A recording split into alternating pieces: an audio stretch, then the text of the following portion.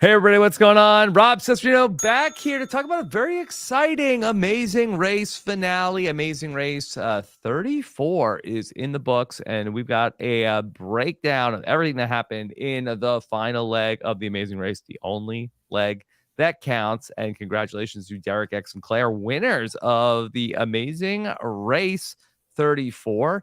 Here with me to talk about it, of course, our Amazing Race panel of amazing experts, of course, here with us today. She's not the oldest, not sure about the shortest, but the most femalist member of our panel, Jessica Liese. Jess, how are you?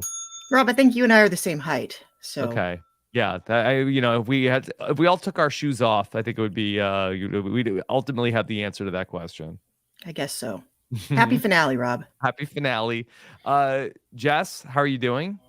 I'm doing well, Rob. My 6-year-old son has now correctly predicted 4 Amazing Race winners in a row. I'm going to be taking him to Vegas. Okay. He's better than Nicole Stradamus at this point. Nicole Stradamus is very overhyped at this point. It's been a minute since she had something right. Although she may have, I do believe we have to go back and check the record. She may be on to the season 43 winner of Survivor, maybe a resurgent season for Nicole Stradamus. But here with us as well, in his ready to go to Nashville. Here he is. It's Mike Bloom. Mike, how are you? I'm doing well, Rob. Listen, I brought my little guitar. I don't know if it's a Gibson. I was ready to play it, but I'm out my only 3 guitar picks. I'm not sure who took them. Last I checked, I left them on the top of a bridge. I hope they're still there by the time I get back to them. Hopefully nothing's happened. Okay. If you're listening to the podcast, Mike is wearing a cowboy hat. He has a guitar. Mike, can you play anything with that? Is that a prop? I mean, I was thinking, should I play D and C chords in honor of Derek X and Claire? But I'm certainly not as prodigious on the guitar as Derek X is, perhaps on piano. Though maybe, I guess, in retrospect, should they have done a memory challenge around the guitars that they were bringing around, right? Considering that with no besmirching any other musical instruments, I do feel like we associate guitar most closely with country music, with bluegrass, etc. Probably be a little bit harder to plunk out notes on a guitar, but maybe that would have been the more appropriate instrument, though. Who knows if Derek X and Claire would have won, had they not happened to come into one of these instruments that Derek was so good at. Yeah, it would have been Jen and Caroline's 5-hole challenge. We would have had to play the guitar, just. What a cameo. Holy crap. Mm-hmm. Well, there's no... FAO Schwartz does not make a giant guitar you can walk on. This is the problem. It's not cinematic enough. Mm-hmm. Yeah. Have we had a guitar-based memory challenge before? No, I'm thinking of the one where we had like rock posters that were like psychedelic rock posters designed for each of the... And that was on a music stage. Right. And then the season 32 one too, right? Where like they had to pick, I think they had to pick the guitar cases that had the stickers, right? Of the legs on them. Yeah. Was that in Detroit where we ultimately had to put together the drum set also? So that was season 31. Season 32, this was like the penultimate leg, right? The one where Gary and D'Angelo ended up getting boxed out on that memory challenge. So yeah, lots of music. I thought the penultimate leg was last season with the Kim ultimate leg, right? I'm surprised. We did an entire ass season on The Amazing Race with these two, and never once did we make that joke. I suppose better late than never. We'll go back and do it. But yeah, I guess The Amazing Race likes to rock on their last final leg and bring it home. Yeah, I don't know. Well, I don't. I think they like the music. I don't know if this rocked per se. Yeah, we had a full orchestra. That was, you can tell they got their budget back. Yeah, well, I can tell you, we are recording this early in the morning, but I feel like to get into the spirit, I have filled my cup with Jack Daniels, so I am ready to go on a Thursday as we get ready to talk about this leg in Nashville. And I thought this was a great commercial for Nashville. Love to go out there. I mean, to a certain extent, it seems like you don't want to go out there after a certain amount of hours, considering how much Claire was just screaming at these belligerent people on the sidewalk to get out of the way. So maybe it's something you don't want to necessarily frequent when the moon rises, or if you're in a race for $1 million. But otherwise, yeah, I agree. I think it was a nice way to show off not just the musical parts of the city, but a couple of other places along the way. And overall, really fun finale. Look, it's tough to top the epicness of last season, right? Of having Penn and Kim pass Raquel and Kayla right at the final task. But what I really liked about this finale is not only were these three incredibly likable teams, I might argue, just from like a popularity perspective, one of the strongest final threes out there.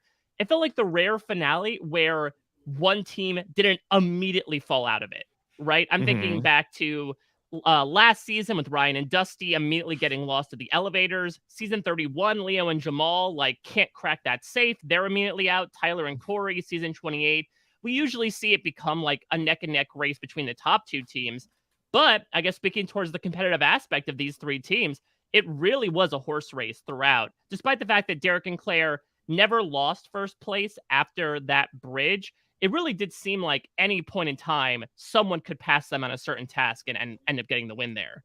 Jess, I always like to get your take on the leg design of the final leg, something we've talked about a lot over the years. How did they do for Amazing Race 34 on this final hour of the race?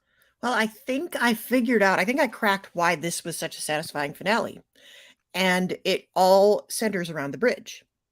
Because we typically have this adrenaline task as a centerpiece of the finale where you have to jump off something or climb up something or climb off something and then jump off it.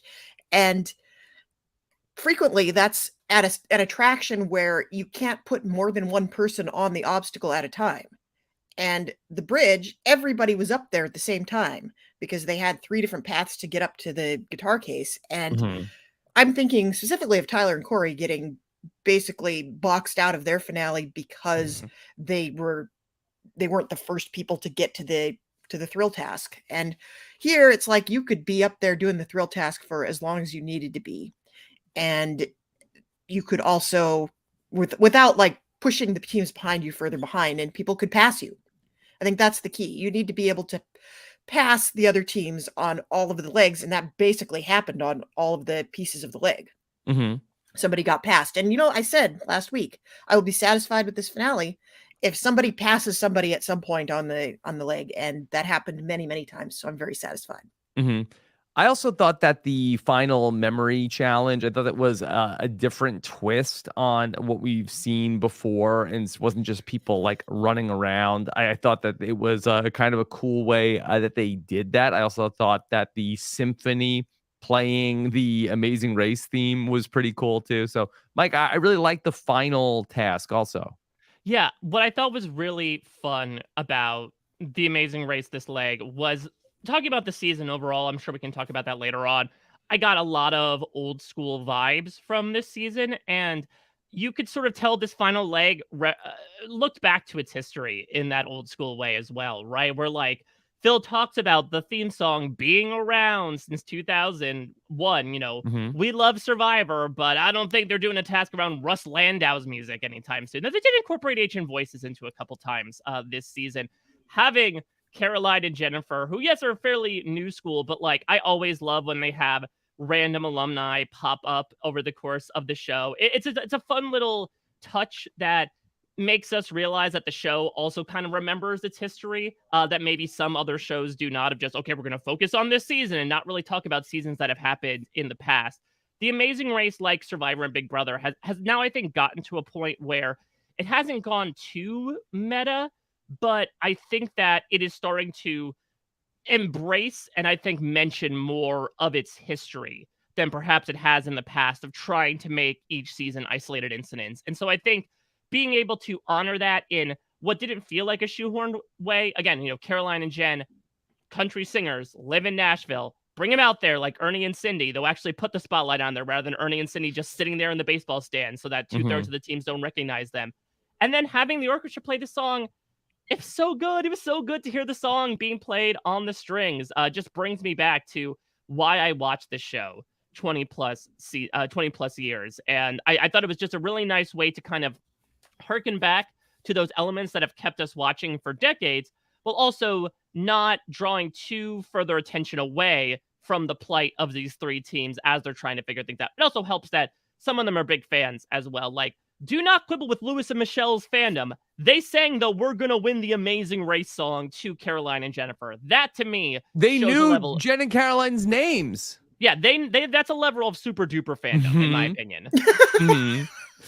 Yeah.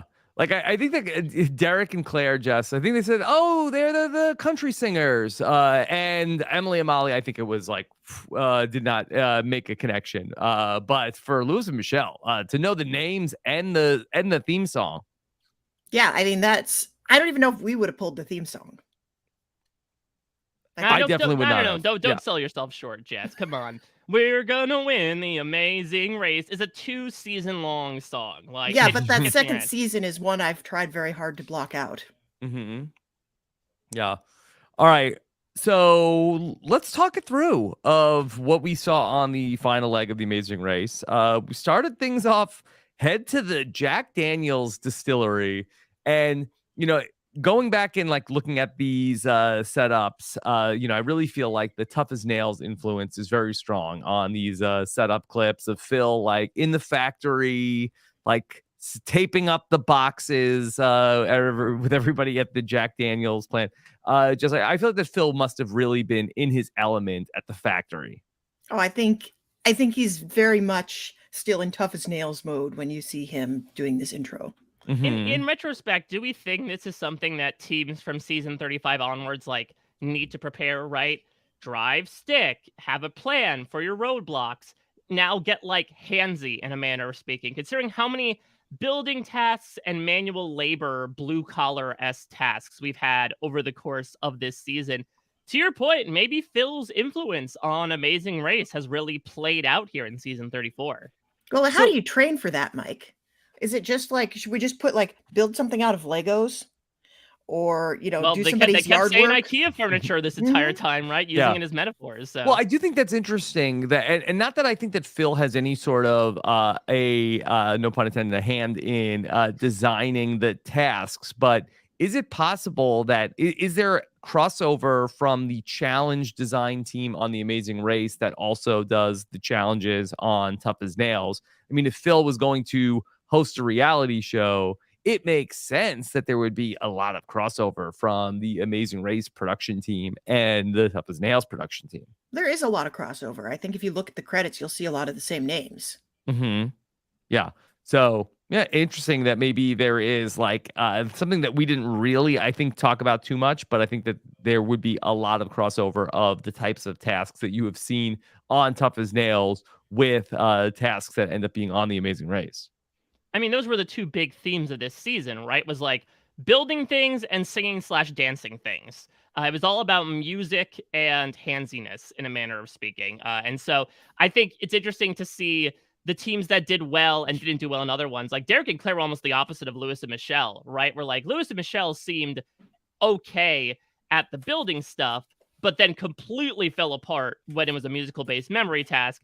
We saw Claire in that socket wrench on the Ducati, but then when it came to that musical test, they ended up acing it. So maybe it is trying to marry those two particular things moving forward. Yeah. All right. Well, we'll talk more about marriage proposals later on in the episode. Yeah. All right. You need to label or pack. Just this didn't seem especially difficult to tape the label onto the Jack Daniels bottles. Like you have to line it up perfectly. I mean, as someone with a child who has a lot of plastic toys that have stickers that you have to put in exactly the right place, like this does take some finesse, and they were getting things wrong. Should they have done a bit more of a fellow CBS property, I Love Lucy, and just sent out an egregious amount of bottles on the conveyor belt? Think of the broken glass, though, Mike. That would have been... I guess they may make plastic candles. Use the cheapo depot version that 19-year-olds get their older brothers to buy, just to avoid any sort of spillage. I was waiting for someone to put a glove on top of one of the bottles and wave to it, like in Laverne and Shirley. Now I'm just imagining Emily and Molly going down the street. Schlemiel, schlemazel. They're gonna do it. Emily and Molly, they ended up getting out of the Jack Daniels factory first. Yeah, they did a good job at the labels. Yeah, so they get out. I just was thinking, boy, there's a lot of Jack Daniels that gets made. It's one of the last things. I think they're hard pressed with manufacturing being outsourced overseas everywhere. It's very hard to find places that still have factories anymore. Yeah. So they've got a lot going out. I mean, props to Jack Daniels. They've been there like since the beginning of the company. They've been in the same little town, and pretty much everyone that lives in the town works for the distillery. Saw a commercial about that. Yeah, looks good. I was saying like, oh, maybe I should make a Jack and Coke soon. Do you think after they pack those boxes, like they actually ship those, or were they just like, all right, these filthy non-factory people ended up putting on our stickers satisfactorily, but not to the Jack Daniel's standard. Let's take it off and do it all over again. Maybe they put them aside, and it's like something they give away for people like that go on a tour of the factory. Like, oh, here's a free bottle of Jack for you. They probably gave it to the crew. Yeah. Or they could be like, congratulations, Derek and Claire, you get to win 30 bottles of Jack Daniels that you lifetime just supply packed. of Jack Daniels. Yeah, bring it to Miami for the finale party. You get Expedia points worth a box of Jack Daniels. You'll win an Expedia points trip to Nashville, where you'll take a bartending class to learn how to make Jack and Coke. Wow, that's great. You need a class for that. So I'm sure there's lots of other Jack Daniels drinks besides Jack and Coke, even though I keep going back to it. There's the Lynchburg lemonade. Ooh. This is how you know where Jack Daniels is made. That sounds good too. Yeah, I think it's just basically lemonade and Jack Daniels, but I have not taken an Expedia bartending class, so I do not know. You don't have the kind of points to do that. I don't have those kind of points yet. Okay. Next stop. Drive to the Korean War Memorial Bridge?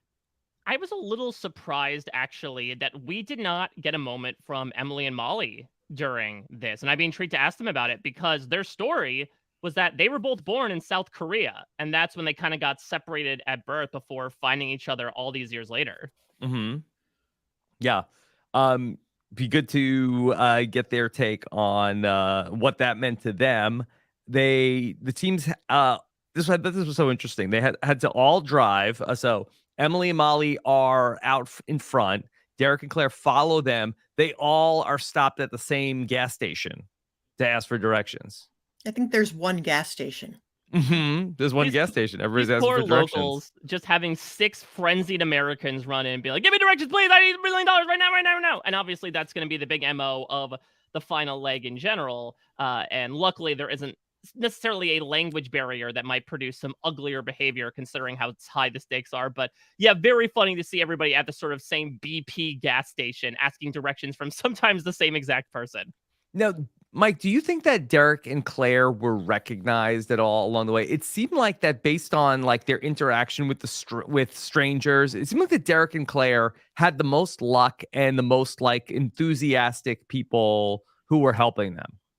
So I don't think they were recognized, but I do have a fun story because so I had the chance to interview Derek and Claire before the episode aired. Oh, yeah, by the way, we will have exit interviews with all 3 of the teams coming later on Thursday. So I put out my interview shortly after the episode aired, and this is perhaps they were recognized. So Derek and Claire, when they were running around the streets of Nashville, again with the drunkards, perhaps they were saying, "You got to give us directions. It's for $1 million, et cetera, et cetera."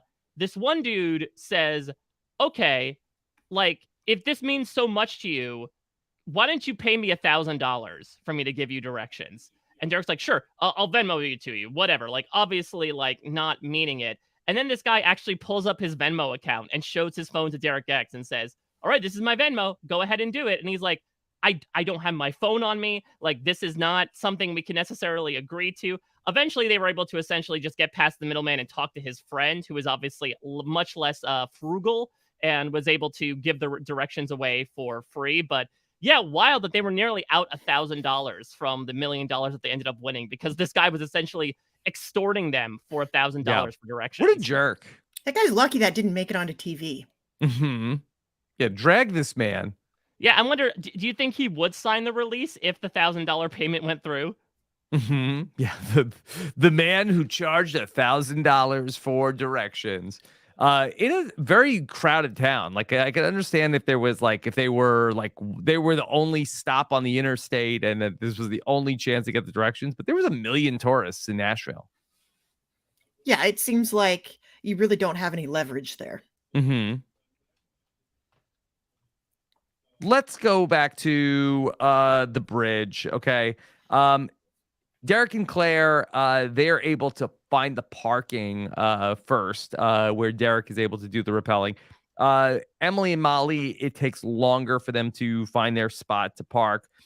Michelle is the person who gets told. It's interesting. We said, Michelle, you have to do this one. And Emily, you have to do this task. Although for Emily, it looked like that her knee was really bothering her, seems like that this is in her wheelhouse, Jess, to do the climbing tasks. Yeah, it sounds like she's an avid rock climber. I think that's something we'll want to ask them in their exit press about how was her knee during this task. I thought was really curious that they are enforcing the roadblock limit in the finale. I don't think they've always done that. I think historically they have cleaned the slate for the finale, and it's like whoever wants to do the roadblock can. I mean, maybe that hasn't been true for a couple of seasons, but I remember this is how, the dreaded season 24, this is how Connor ended up doing 8 roadblocks to Dave's 4, because they said for the finale, all bets are off. You can do whatever roadblock you want. Yeah, and so this was something that arguably got Derek and Claire the win, and this was something they planned for. They've talked about this in the recap. They talked about it with me as well. Their strategy purposely, we talked about this last week, right, that Derek had to do the canyoneering roadblock because Claire had already done 6 up to that point. And their strategy was to early on front load all the roadblocks, as many as possible, onto Claire, knowing that there's a good chance if they make it later in the race, the roadblocks near the end are the more physical. And so they figure, okay, that'll be more so in Derek's wheelhouse. That'll get us out to an early lead. Lo and behold, what ends up happening? Derek is forced to do the final roadblock due to just evening out the numbers. And it's this incredibly physical task that, as he talked about, is probably much tougher to accomplish from Emily's perspective and from Michelle's perspective, keeps them in that lead that they keep throughout the rest of the leg. Mm-hmm. Yeah, I clocked that. Mm-hmm. I wondered if that was the case when in the last leg, when it was clear that Derek had to do the roadblock. I wondered if that was what they had done. Yeah, now, to be fair, and they've even vocalized this as well, like, it was a lucky break. Now, it's lucky, but based on, like, previous circumstances, right, studying the race as these reality TV connoisseurs would do, it was a good bet to make, but you never know. We've seen in the past, right, season 20, where, like, each partner does a roadblock. Or we see ones where there's no roadblocks, where it's almost like a scramble-esque, where you just keep doing task upon task upon task. So it wasn't guaranteed, but it was a bet they made that ended up giving out this $1 million payout. Mike, in your conversation with Derek and Claire, then was the heights part of it also something that they baked into that equation, where we saw Claire really struggle with walking the tightrope earlier on, where Derek seemed like that this was not an issue for him, that like in studying the show, did they realize that there was going to be some sort of like heights part of the finale? Yeah, so they talked about that, how, again, they ended up benefiting from the fact that not only this one, but the last one as well, right? Jumping off that cliff, like, there were heights, there was physicality involved. And so I think perhaps the whole tightrope fiasco with Claire was not even necessarily to get her that 6th roadblock so that she hits her peak and Derek can do the last 2, but also it was a bit of like, well, Claire has good memory, so even if Derek was walking across the tightrope, there's no guarantee that he would have passed it. So I think there were many reasons why they ended up doing the tightrope, but yeah, they definitely benefited from the fact that a lot of the things happened to fall in the right place. Though, again, I wouldn't necessarily call it complete luck. It definitely was something they strategically pursued on their part early on and ended up paying out in a major way. So, yeah. Well, Mike, show me a team that doesn't win the Amazing Race with a little bit of luck. I think every single team has gotten lucky at least one point.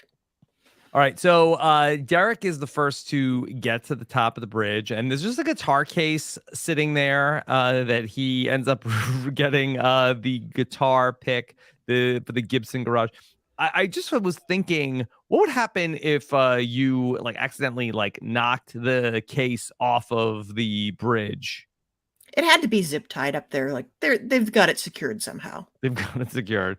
Okay. So the Gibson garage is going to be the next step. I'm just imagining Derek Claire being like, Derek gets it, and then he just like yeets the guitar case into the water, so the other two teams can't get the case. It's a Boston Rob move.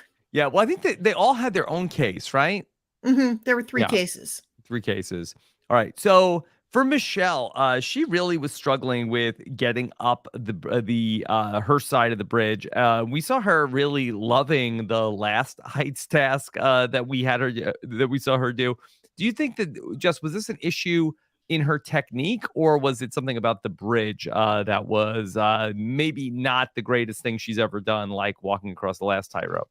This was technique, I think. She was putting too much weight on her upper arms, and she was trying to climb it like a hill, I think, and that wasn't really what everybody else was doing. I think she was shaped very differently moving up that bridge. Right, that's the thing. I think height, ironically enough, with the heights also might have been an issue, right?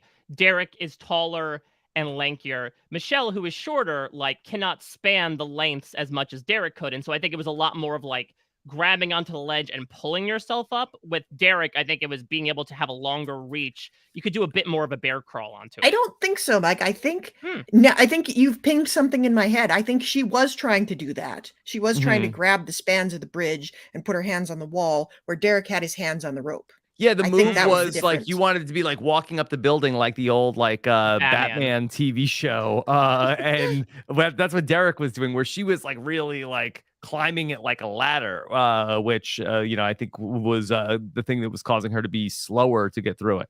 And then not only that, she was so exhausted by the time she got to the top that she is not seeing the forest for the trees and is like, I don't know what to find. There's nothing up here except this suspect guitar case, but surely it's not that. And we don't know how long she was up there, but yeah, her, taking a little while to find that guitar pick. Look, they do end up getting to the Gibson garage in second because Emily and Molly just get so goal-darn lost after they leave the bridge. But it was not a fantastic look for Michelle, unfortunately, which is ironic, Rob, like you said, considering how much she loves the heights. The heights were her downfall here.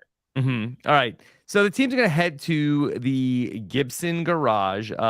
Derek and Claire, they get directions from somebody. I think this was a funny moment where Derek gets directions from a guy and tells this man, I love you.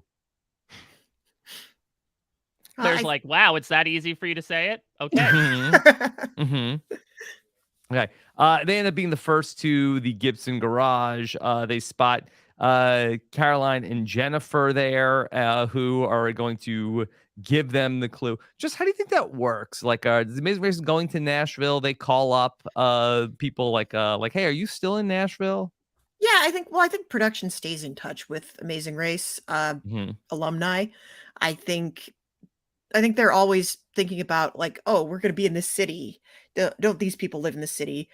I know there's Facebook groups for Amazing Race alumni. They're not off the radar, for sure.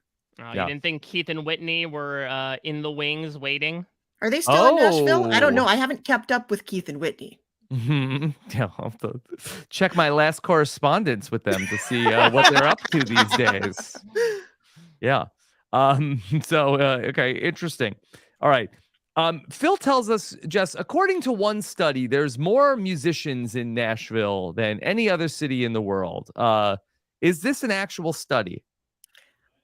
I would guess that there's, I know that the Bureau of Labor keeps a record of like what people do for a living, but most people that are musicians aren't musicians for a living. So maybe it's professional musicians. Maybe it's one of those things like World's Best Cup of Coffee. They just claim it. Yeah, I don't think there was a study. I think that they just said like, according to one study, Rob is a podcast, is the most prolific podcasting company in the world. Exactly. I think the polls, listen, if you ask one poller, I think that's not exactly the best representation of perhaps the pulse of what's going on in the nation. It's going to go really off the rails with a bunch of, according to one studies, but I'll save it for off the podcast. What are 4 out of 5 dentists saying? That's what I really want to know. Or 4 out of 5 Helens. Yeah. So take the guitars from the Gibson garage, and Phil says they have to deliver them to honky tonks around the city. Mike, I would love to know, what is the definition of a honky tonk? Oh, you're looking right at him. Mm-hmm. No, Mm. it's. I mean, I don't think I've used it as a description of a venue. Honky tonk is usually like a type of music, I would imagine. No, a honky tonk, it comes from the joints where the musics were played. A honky tonk is a Oh, bar where music is played. Mm-hmm. Specific interesting. Yeah, kind of music, usually. a bar that provides country music for the entertainment of its patrons and the style of music played inside. Okay, so it's also the music as well. So it's a little bit of like a nominative descriptor, right? Mm-hmm. Yeah. It can Yeah. be an adjective, it can be a noun. Mm-hmm. Do either of you know like the dynamic of like for Gibson, for Jack Daniels, like are they paying to be part of the Amazing Race, or is it just like promotional consideration? I think there is some promotional consideration.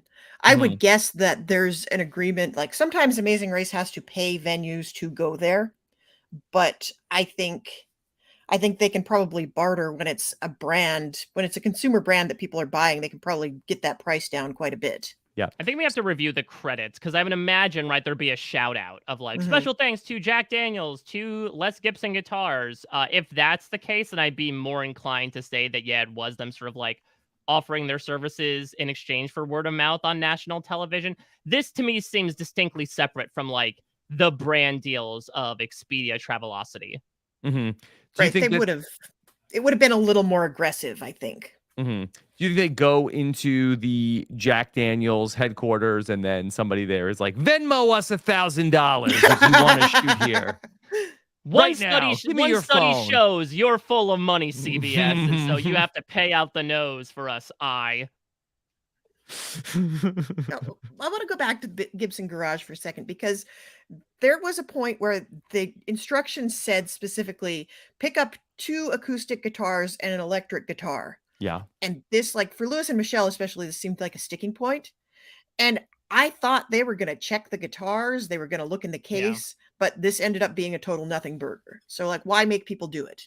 Yeah, I think it didn't help that there were exactly 9 guitars on the wall, right? Like if they had made this like a typical Amazing Race puzzle with, or I mean, like the memory test we saw with dummy answers, it could have been something a bit bigger. But otherwise, yeah, it just seemed like, here, let's make some extra work, pack up these 3 guitars and carry them. Though, listen, you don't have to be born yesterday to kind of see, not necessarily like the difference between an acoustic guitar and an electric guitar, but if you see 6 guitars that look the same and 3 guitars that look the same, and you say, okay, you have to pick 2 of one and 1 of the other, you can just math it really quick and say, okay, I think I know what's an acoustic guitar and what's an electric guitar. Yeah, well, what surprised me is that the cases are usually different.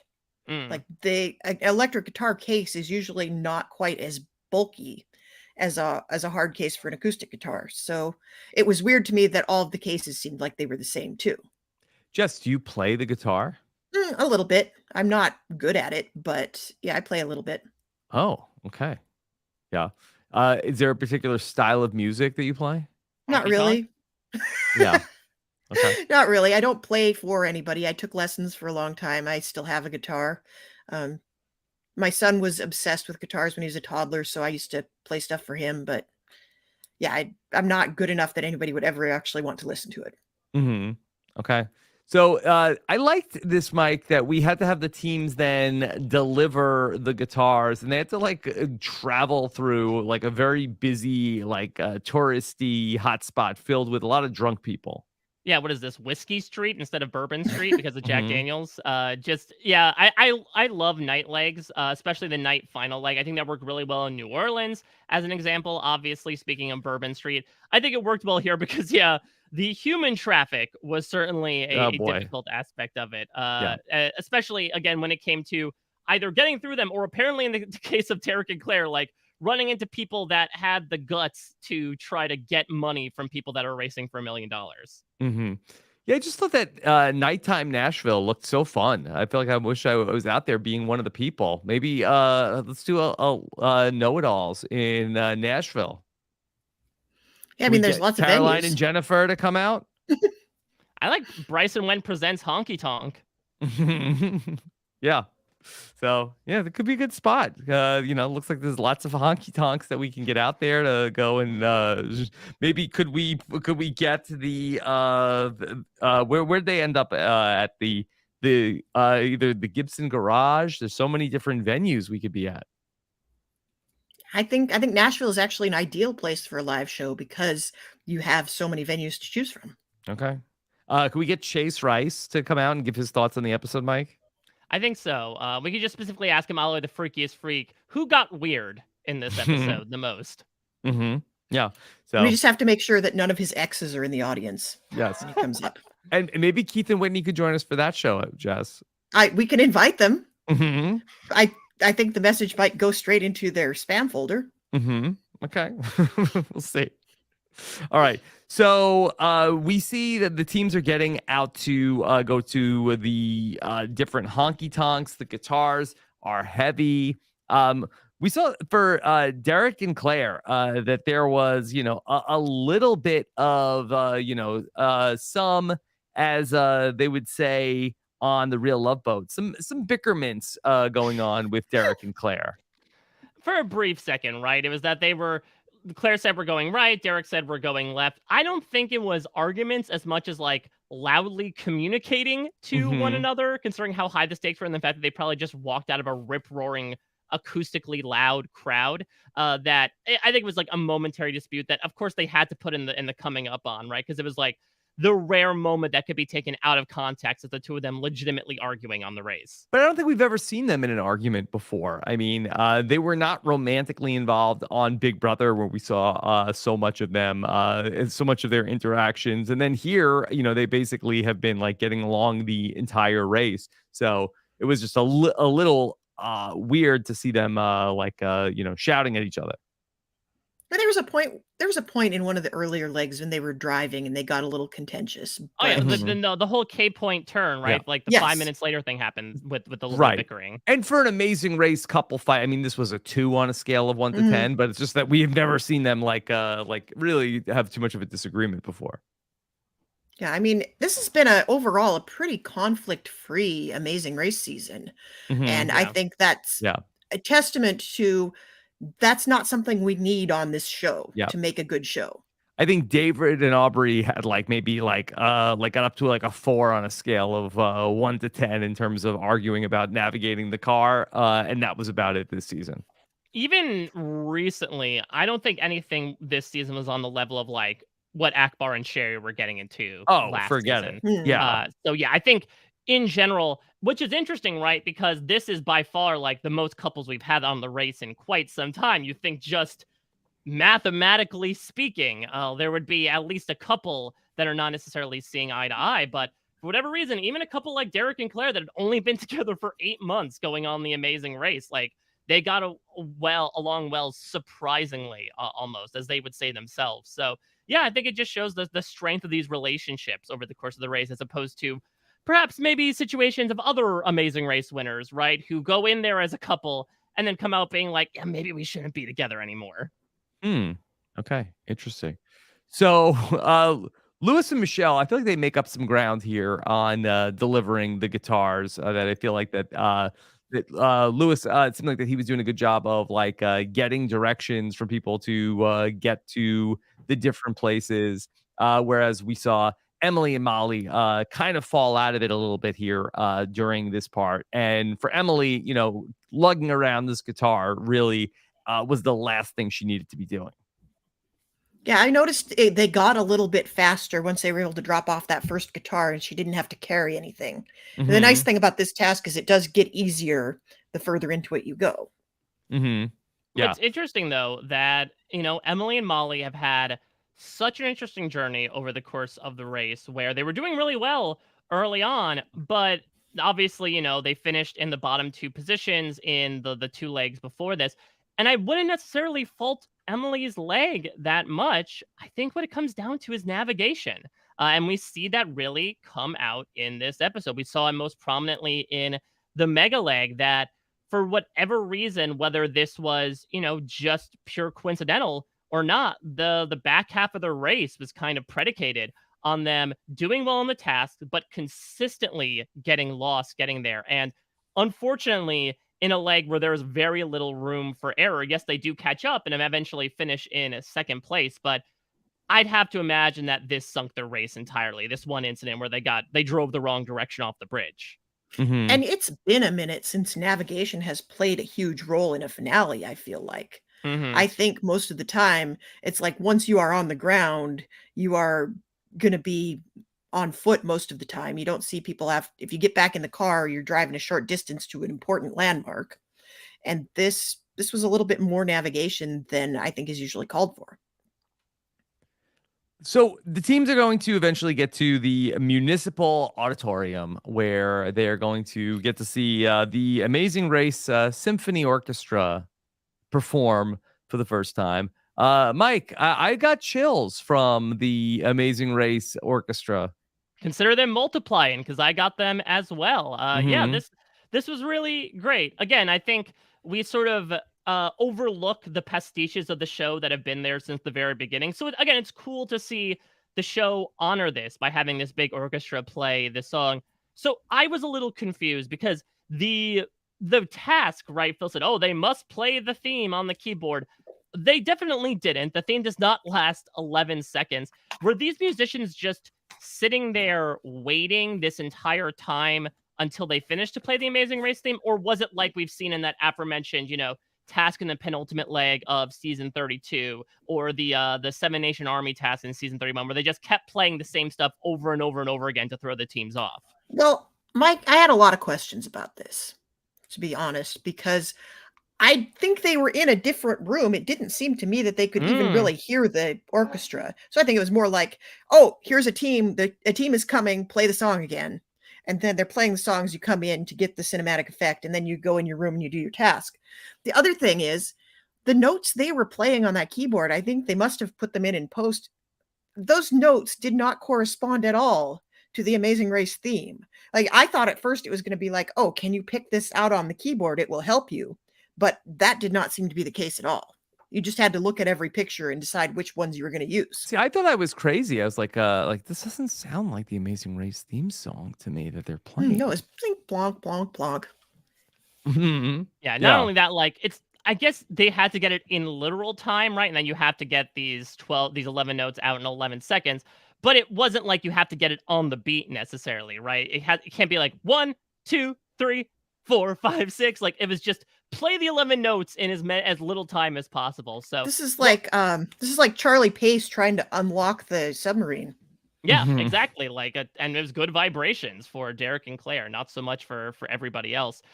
Yeah. So I mean, listen, it didn't necessarily connect, but I loved that soaring orchestra playing the theme song. Again, I would imagine for fans, especially on like Lewis and Michelle's caliber, that has to be freaking awesome, right? To just run into a room and have the Amazing Race theme played on an entire orchestra. It sounded lovely. I think I might rig my apartment so that every time I come home, it plays that theme. Yeah, or at least the theme with your name in it that we used to have for the podcast. Oh, yes. Because I was wondering, just could you hack this of like, okay, Derek is a piano player. Could he just like jump in like, I got this, and then basically a la Tom Hanks in Big, Mike, be able to just come in and just like tap it out and then unlock the thing. Is that when Robert Loggia is like, I like your style, kid. You're going to work in Nashville now. That's your job. Yeah. Mike, maybe this is a good opportunity to do that big movie recap that, we've been talking about all these years. The one thing that everyone's seeking are Shangri-La covering Big. Yes, this tangential task of playing something on a big piano. This is what unlocked it. Kind of a messed up movie if you think about it. I mean, in one very, for lack of a better term, big way, yes, 100%. Yeah. So I don't know. But that's neither here nor there. Did Derek's piano playing, did it ultimately help that much? I think the one thing it did help is they knew which keys corresponded to which notes, because otherwise you're just thinking it's this one here and that one there, but he could be like, this is F sharp, this is C, this is G. Yes. He also knew that the black keys also made a sound. Yes. That's the thing, is that you think that's like remedial level, but that ends up doing one team in. So yeah, he had that basic musical knowledge to know it. So this task seemed, when I first saw it, it seemed almost impossible because Phil outlined there were 48 keys on that piano. They have to pick 11 out of 48 of those keys. Now, luckily, there was a lot of studying that's in effect. I'm sure I can talk about that in a bit in terms of some other preparation that Derek and Claire did from previous Amazing Race winners. But just like from a pure ratio perspective, that to me is on the level of like applying the stickers to the plane in season 30 of just so many dummy answers outweighing the correct answers. Yeah, I hear that, but also I think that the dummy answers, I think were kind of like obvious. It was sort of like oh, the pyramids, like Mount Rushmore. Okay, that well, we didn't see that, right? Yeah, well, they tried to trip people up by putting a motorcycle in there that was not a Ducati, and some that's ruins. a Harley Davidson. Yeah, some ruins that were not Petra. I think they tried, but I think this task was very hard. And I like that there is a hard task. Like, I want that memory task to be taxing. Like, this needs to be a very hard task. And I appreciate when they put something brainy that calls upon you to remember what you've done over the course of the season, because it's a nice way to wrap it up. And it's also, you know, how many times is the race boiled down to who got to the bridge to jump off it first? Not only that, I like that there was an additional component to it as well, right? Because there's a very easy way to game this memory challenge. Derek and Claire talked about how... Oh, I feel like Mike was about to tell us something really interesting. He's going to have to tell it twice. 'Cause now I want to know. Okay. So we'll give him a second to come on back and then tell us about what he Pen was. and Kim. Hold on, Mike. Can we get you to reset that? You were cutting out here for a minute. I think he's frozen again. All right, hold on. I've got another. Believe it or not, Jess, like Emily and Molly, we have a twin Mike joining us. My long lost twin, Mike Bloom. It's Mike Bloom. My God, yes, we found each other at last. This is what happened. CBS shut me down because this is the secret they don't want to know about. Okay. All right, Mike. Yeah, can you just reset it for us?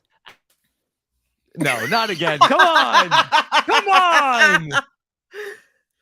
Hey, I just want to point out, we switched our service providers last week, and my internet is super fast now. Okay. Well, that is a relief. I'm going to recommend that Mike get on what we're on. Yeah. Definitely pass that information to him after the show. I don't know how I'll get in touch with him because I can't. He doesn't have any internet, but. All right. Let's give it a second. Okay. All right. It's me, Mike, you're twin. The triplet Mike Bloom. All right, we're not doing this again, okay? We're only doing this bit once. Okay. I'm just looking around, making sure that the CBS people looking through my webcam are not going to shut off the power again. Okay. It is an eye. Yeah. That's how they get you. It's the eye of Sauron. Exactly. All right. So here's what Derek and Claire told me that they learned from Pen and Kim, which we might recall.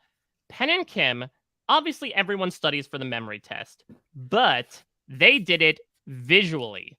Not only did they write down what they saw during tasks, they physically drew them out so that there was an image in their head associated with the task. Because they had a feeling, okay, any memory task is going to have some sort of visual component to it, right? Most likely a picture, a prop, etc. Derek and Claire listened to that, followed the exact same advice, won because of it. I think this is what you do from now on if you want to win the Amazing Race. Bone up on those sketching skills, because I think you got to draw for the memory task. Yeah. So teams that they have notebooks where they're able to sort of just like draw pictures. Yep. And obviously they're not allowed the notebooks in the final task, right? That's why you see like, Derek and Claire trying to frantically memorize the notes. Like they obviously can't write anything down during the task at all. But before the final leg, they did like a huge cram session at the hotel of like, all right, let's review all the drawings that we did because we knew it was coming up. So I know that people are different learners, but I'm a visual learner as an example. And I know for me, having pictures and images to actually study rather than just associating it with the word like, okay, Ducati, like you said, there are multiple pictures of motorcycles. I wouldn't know what to affiliate with it. actually having like a very specific sense memory with a picture, I think is how you ace this memory challenge. Now, that being said, you do add an additional component onto this, right, of speed and accuracy with the piano, which I really liked because there's an additional layer that doesn't have you just study out and ace the final memory test thusly. But I think that's a good way to not necessarily hack the final memory challenge, but at least get yourself out in an early spot. Mm-hmm. Okay. Well, yeah, that's really good information from Derek and from Claire. Emily and Molly, it took them a while to get there. They are ultimately going to be the second team to finish it. It seems like it was not as much of a struggle for them to work on this, but just it seemed like that for the teams that the directions were very unclear about not only what they had to do, but that the fact that there was going to be like a timed component of this. Yeah, everything seemed to be a surprise every time it came up. Like it's, it's not just that you have to find the pictures, it's that you have to remember where the pictures are. Oh, and also we forgot to mention you have 11 seconds to do it. Mm-hmm. Yeah. So it was just one surprise after another for the teams as they were trying to figure it out. Many surprises also for Lewis and Michelle, who really had to deal with a lot of adversity in trying to figure out how to do this. But I think they had such a great attitude throughout the whole thing. I mean, that was my biggest takeaway from Lewis and Michelle just in this finale is that they are relationship goals that they never, no matter what like adversity gets thrown their way, they never get like upset with each other, have a really positive attitude. I really do admire that. Yeah, especially in the most because that's not how I am. Especially in the most adverse of circumstances, right? Like, yes, being optimistic in the course of the other 11 legs of the race makes sense because there's still runway for you to take off. But this was the final leg. You pretty much knew you lost out on $1 million. Like, I cannot imagine not having an adverse reaction to that. And the fact that Lewis and Michelle were still embodying this attitude they've had the entire time, right? Of like, enjoy the trip no matter which way you land. And I think that they really represented that, even though, I mean, it also helped that they were probably in it right until that final task. They were in second place, probably about like 5 minutes behind Derek and Claire or something, even when they knew things fell apart. And I will also say to defend Lewis and Michelle a bit, because I would imagine there are some people out there, right? They're like, she's a dancer. How come she doesn't know how to read music? I know professional singers and musical theater performers who do not know how to read sheet music or like barely do. So people have been able to get by on a lot, especially when you're a dancer and you don't necessarily have to rely on singing whatsoever.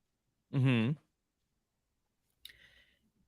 Yeah, I think with Lewis and Michelle in particular, they are such big fans of the show, and it was such a long time dream for them that I think we saw this with a lot of teams this season. They were just so excited to be there. It was like, however long we're in it, it's not about the $1 million, it's about the experience. I think that's probably true of everybody that was in the finale. Mm-hmm. Derek and Claire may be the people that had their heads in the game the most, and that might have been what got them the win. But Emily and Molly are just they've said their primary goal is just to spend as much time together as possible. Mm-hmm. And I think when you're in the middle of it, the $1 million could sometimes be a secondary goal. So for Derek and Claire, they are the first to leave. They have to get out to go to what was the site of the final part of the race? Ryman Auditorium.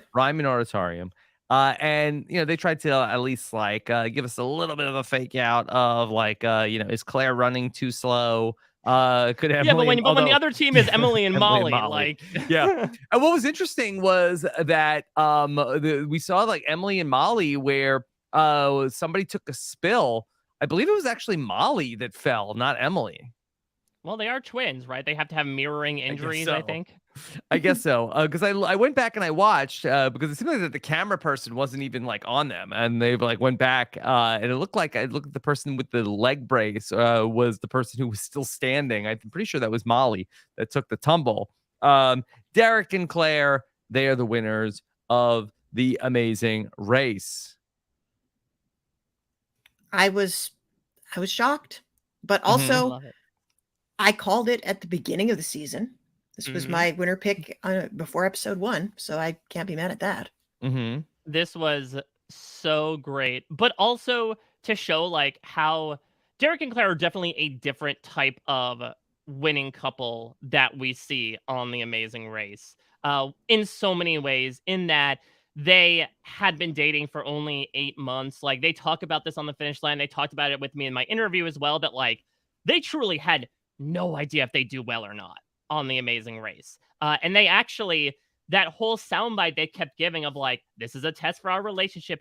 They admitted it was kind of a crock at the beginning. They were just looking for like, why would they want us on the race? And they came up with this pitch almost of like, we're a new couple and we're testing our relationship.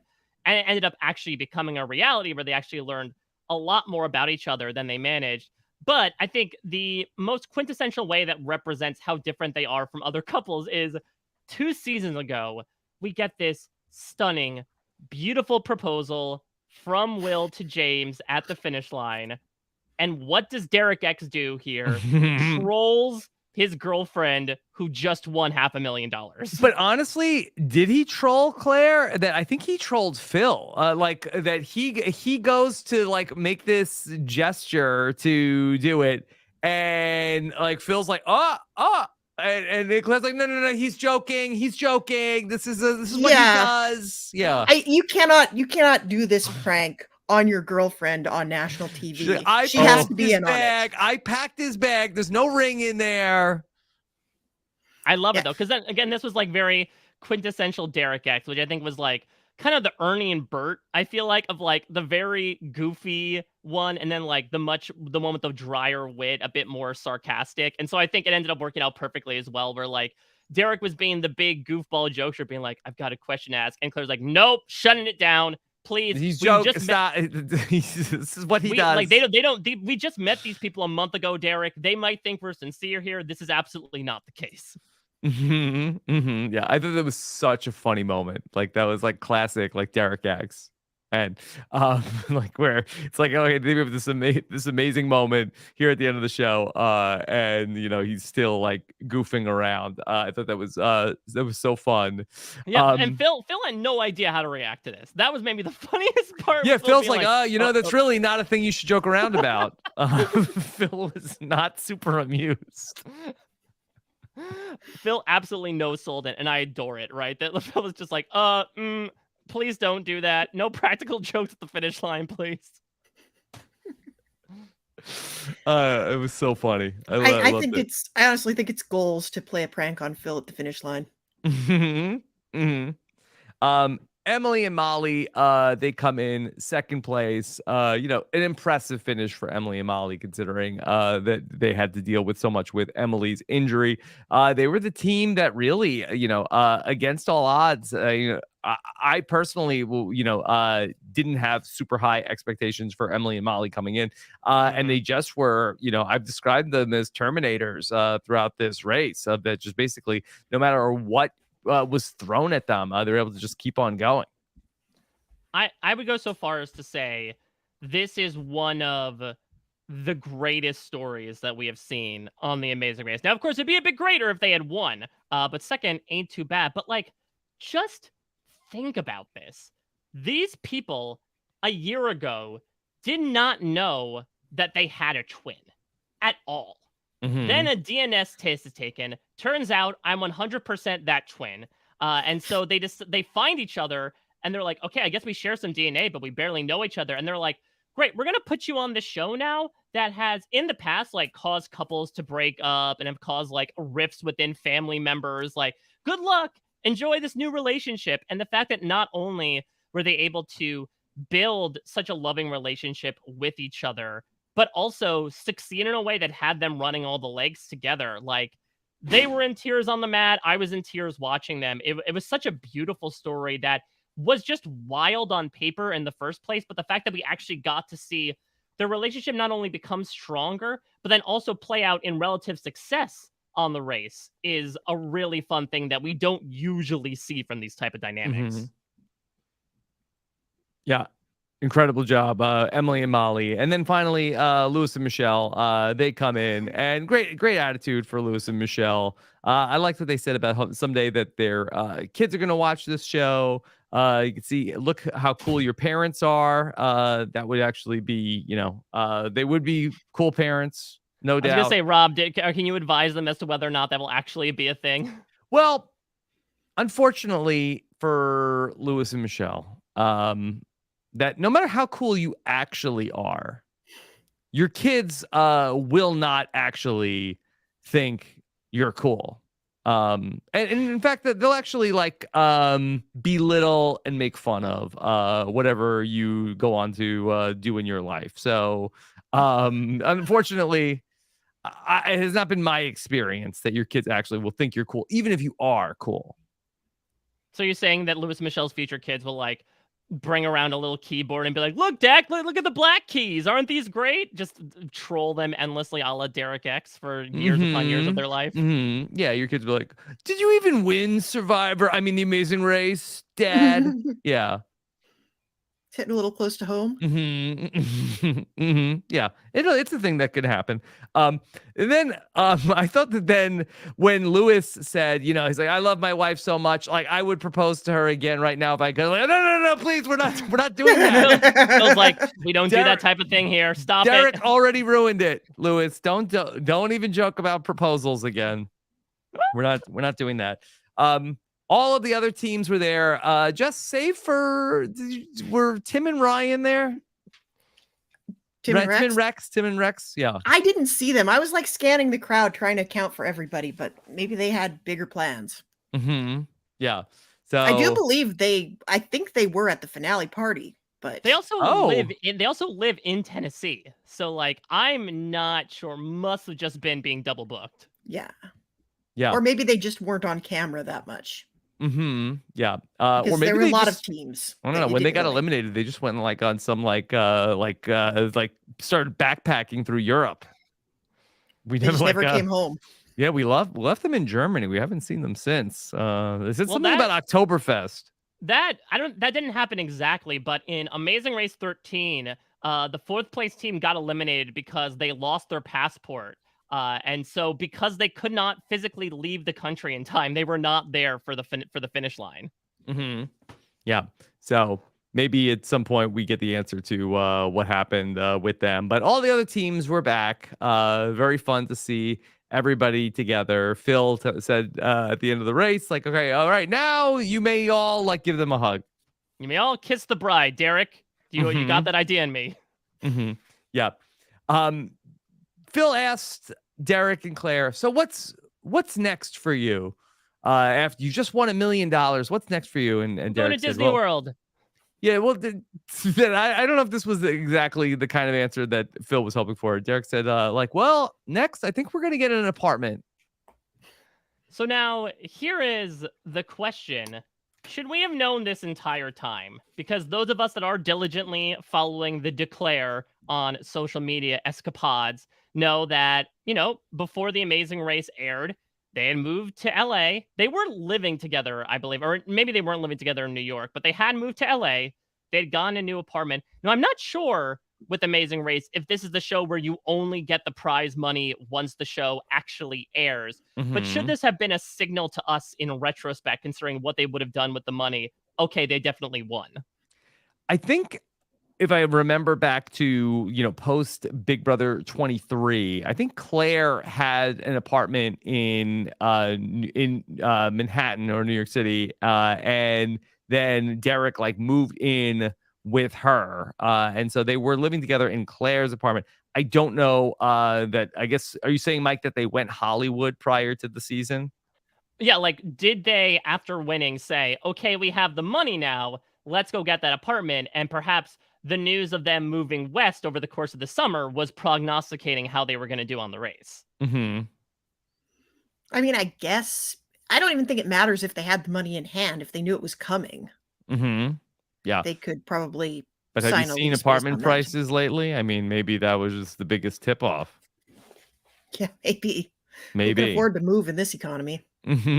So, yeah, I didn't really look at it as too much of a spoiler. I guess I haven't been following their posts super close to see how nice their apartment is, but I I guess I just thought maybe you go on a bunch of reality shows, you end up moving to LA. I mean, I think that's the story for a lot of people.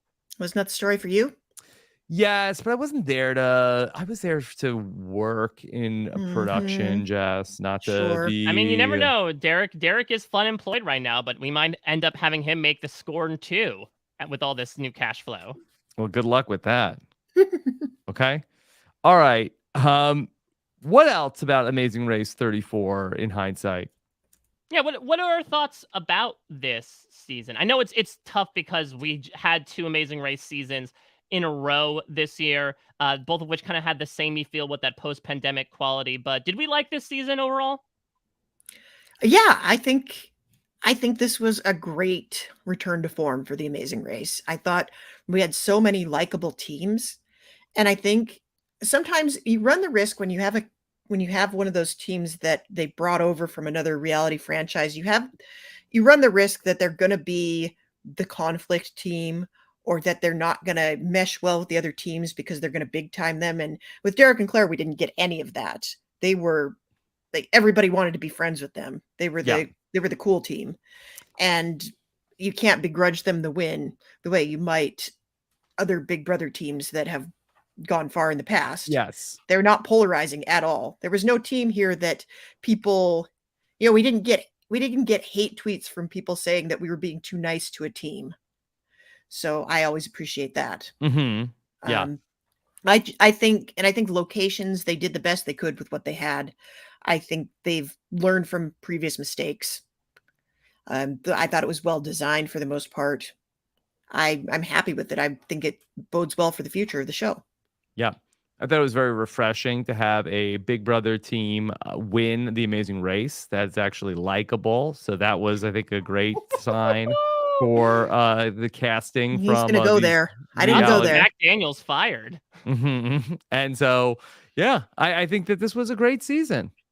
Yeah, I really enjoyed it as well. I think, listen, the tasks were a bit like mid to subpar.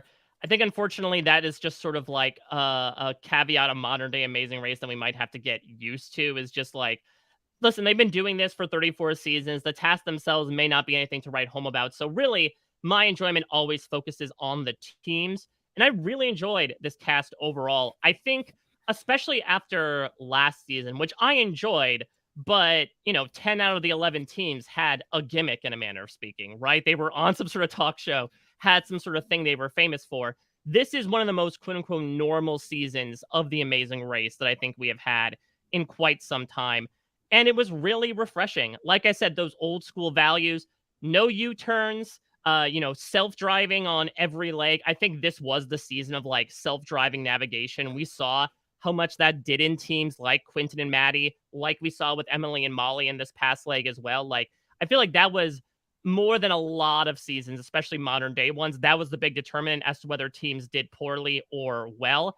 But overall, I think this was a really down-to-earth, likable group of people. I wasn't really bored by any teams, nor did I feel like there were any giant magnanimous personalities that felt larger than life. Even the reality TV stars themselves, I feel like we're just more kind of projected versions of like a normal person you might run into at your job. And so I really enjoyed the cast overall. I feel like everyone had some moments to shine. And then combine that with like what I would say was a passable course and tasks, and it makes for a good season. I think Amazing Race has very much figured out how they can do this post-pandemic. I would not be surprised whatsoever if we see this format carry over into season 35, including the no non-eliminations thing. I think that was a choice. And while, yes, they were not exactly speaking the objective truth, I think it still did provide some really interesting stakes to every episode. So, yeah, I can't complain too much. Good teams, pretty good route, good season. Yeah. I believe Amazing Race 35 has been picked up, correct? But has are they filming it? It's currently? in the can. Already in the can. It ended in Philadelphia, I believe, several weeks back. So I betting right now, and like Derek and Claire, this might be a bet that either pays out or doesn't. My assumption is they're going to air this exactly how they did this past fall. I think it's going to be premiering March 1st, 9 o'clock hour after Survivor. Or maybe they start the week after Survivor airs because they do that 2-hour premiere. I think they're going to keep with that. I think they have done like a 2-3 month turnaround before when it turns out with the edit. So I think it's totally within the realm of possibility that they turn it around for the spring. Okay. All right. So, boy, Amazing Race, where, once upon a time, when everything shut down and the Amazing Race was the first to go down, I say, well, and then the Amazing Race is going to be the last thing to come back because I don't know how we're going to do the Amazing Race. Who'd have thunk it? We're back just banging out these Amazing Race seasons. Yeah, it's incredible. There was a point where I thought we were never going to get another Amazing Race season. I mean, several points if you're a longtime Amazing Race fan that you think, okay, this show's never coming back. But yeah, count me among the throng, right? That truly was like, COVID killed the Amazing Race. It's not coming back.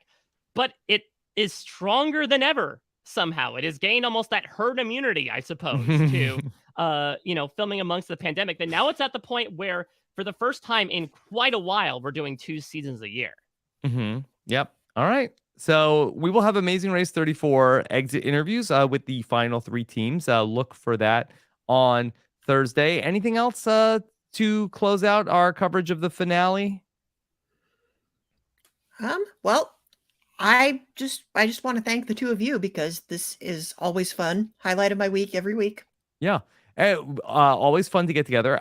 We will also get together that for a look back at the Amazing Race in 2022 as we take a look back at how the year in the Amazing Race went at some point here in the near future. And then also we're planning on getting together to cover some Tough as Nails coming up in January. Woo-hoo! Yeah, I was going to say Phil Kogan will not be missing from our screens for long. And I'm excited for him to give that no nonsense that he gave to Derek and Claire to some of these other contestants.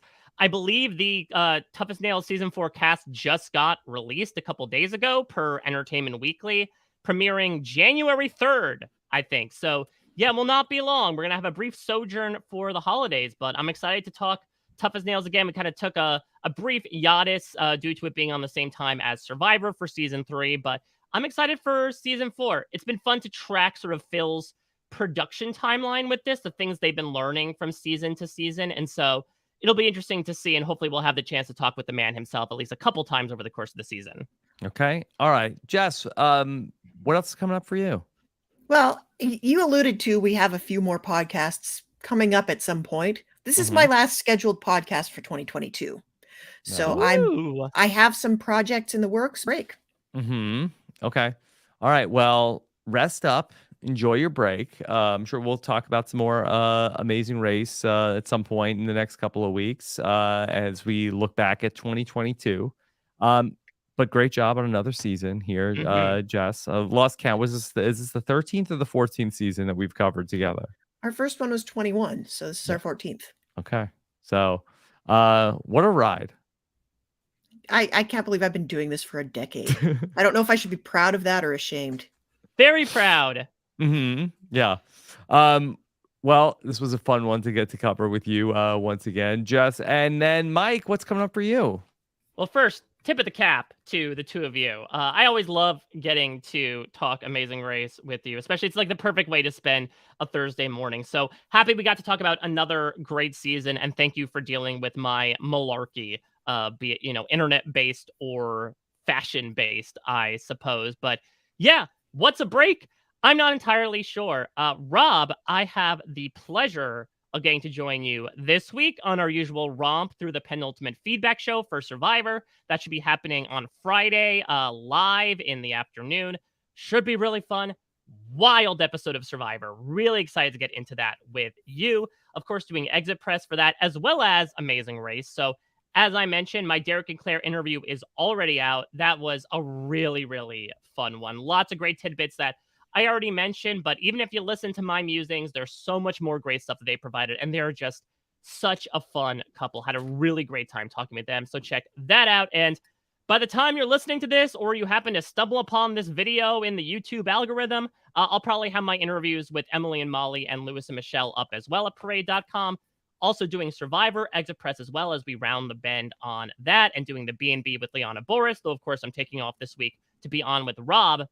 The other big to-do is you're talking about annual wrap-ups here when it comes to reality shows. we are just getting started in a manner of speaking, doing that over on post-show recaps, where we have started a new series called essentially like 2022 in review, best of 2022, etc., where post-show recaps is taking a look back in some of the major shows it covered. Each podcast is dedicated to a specific show, talking about like a bird's eye view as to everything that happened that year in it, perhaps some news about it in 2023, moving forward, how we look back on it, etc. I know Jess is doing it or has done it for The Walking Dead, which obviously had a very big year. I'm doing quite a number of them. Westworld, Star Wars, superhero media, Stranger Things, Lord of the Rings. I think I'm on all of those. So you don't have to listen to all of them. In fact, we encourage you not to. But if you're into sort of like a fun scripted roundup as to, I mean, we're putting one out a day. Like, but you're encouraging people not to listen to them all? Well, listen, I value people's mental health at the end of the day, and I know there's only so much of my annoying voice someone can take before they end up losing any patience and end up getting some sort of form of tinnitus. So I think that check it out if you want a good summation of like just the fantastic year in television that has been. But yeah, excited to sum up the year in scripted and reality TV as well. I thought this really was like a banner year for reality television. I think we'll get into it in larger form, perhaps in some podcasts to come, but just I find myself so honored and lucky that I get to cover such great television with such great people. So check all that out. And I'm also, pimping everything out that I do at a Mike Bloom type on social media. All right. Of course, we got all of our Survivor coverage for this week. Not to mention, I talked about the Real Love Boat from this week, which was also a pretty wild episode. And we talked about the return of Too Hot to Handle on Netflix over on Nothing But Netflix with Kirsten McKinnon. So she kicks off her coverage of more hot dummies on islands over on robhasawebsite.com. Thank you so much for joining us. Check out our Amazing Race exit interviews later today. Take care. Have a good one. Bye.